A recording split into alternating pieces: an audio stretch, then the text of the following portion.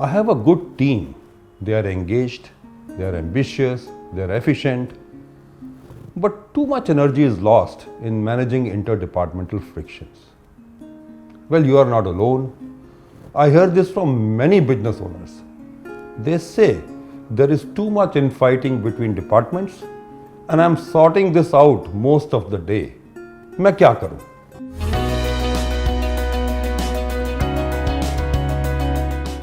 Hi business owners, this is your business coach Nalin Mehta.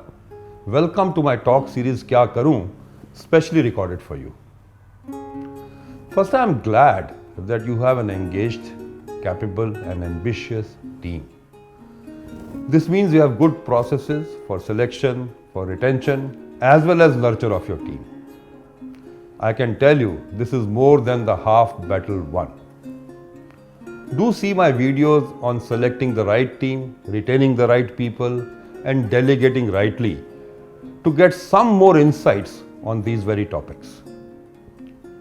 The thing I want to discuss today is that engaged, capable and ambitious people are often also very competitive in nature. While some bit of competitiveness can be healthy, do watch out for signs that clearly indicate that you are losing effectiveness due to interdepartmental conflict. Look out for excessive finger pointing. Look out for teams which are blaming other departments, especially when things are not going well. Look out for signs of hiding information, unresponsiveness between departments. Interdepartmental conflicts can be very, very expensive. They can reduce the effectiveness of best of the teams and can also sap energy and time from you. You as business owner must set certain rules and practices which encourage team spirit across departments. First, you need some basic things in place. 1. Please ensure that there are defined roles for each department. And these roles are well documented. Ambiguity in the roles will certainly lead to passing the buck. For example, is it responsibility of the materials department to feed the line at the assembly point, or their responsibility ends at the store? Is demand scheduling done by materials based on stock and production data, or is it responsibility of the production to raise the right intent?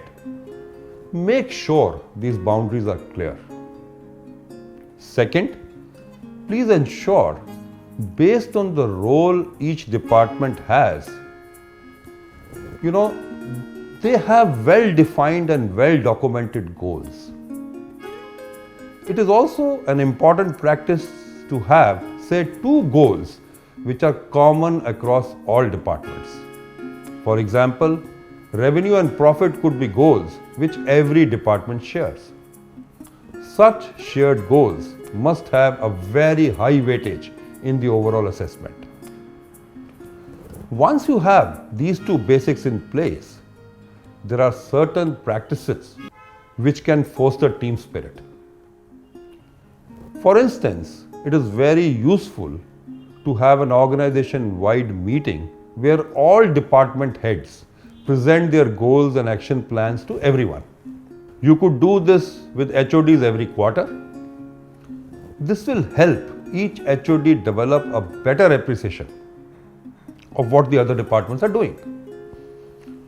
You could also have a monthly review of all business with all the HODs together.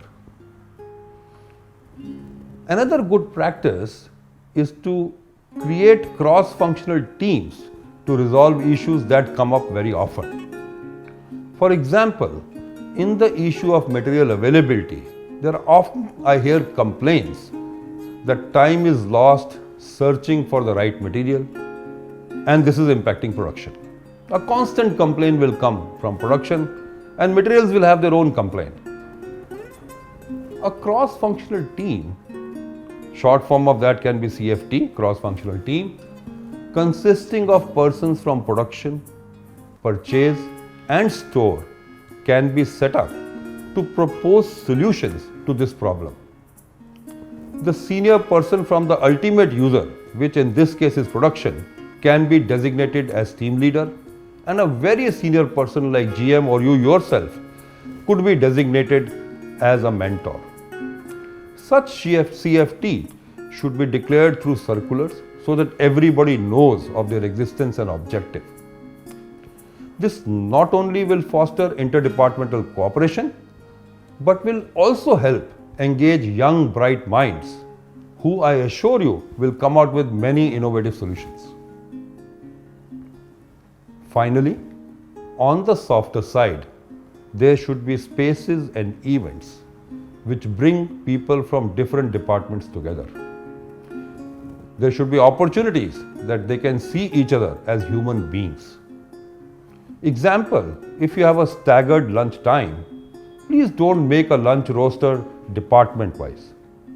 Make it in a manner that a mix of people from different departments come for lunch at the same time.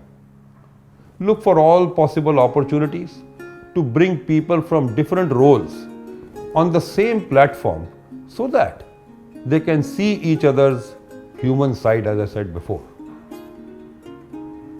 To summarize, as business owners, you have to take proactive steps to foster team spirit across departments. First, the basics have to be in place. Clearly document roles, goals and action plans. Some goals have to be common and shared across all departments. There should be opportunities where the teams get to see, appreciate goals and action plans of all departments. On the operational side, have a practice to declare cross-functional teams to solve challenges from time to time. Do this very often. And lastly, use every cultural possibility to allow people from different departments to come together. Hope this Kya Karu video will help you increase interdepartmental cooperation, and you as an owner will not have to waste time resolving conflicts. And your good team will give you a lot more productive work and will work together happily. Thank you very much.